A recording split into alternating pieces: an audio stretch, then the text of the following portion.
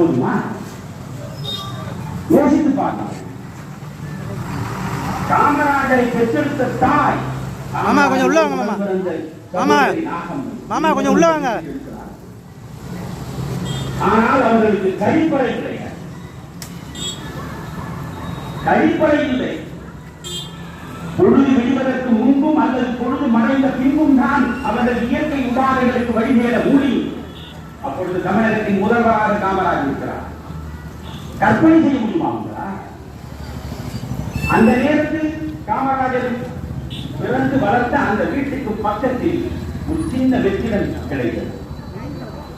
உடனே முருகதனுக்கு கூடி காமராஜரிடம் அவரோடு சின்னஞ்சிறு பருவத்திலே இருந்து ஒன்றாகவே தோழமை கொண்டு இங்க பாருங்க கொடுத்துட்டு அவர் திருமணம் செய்து கொள்ள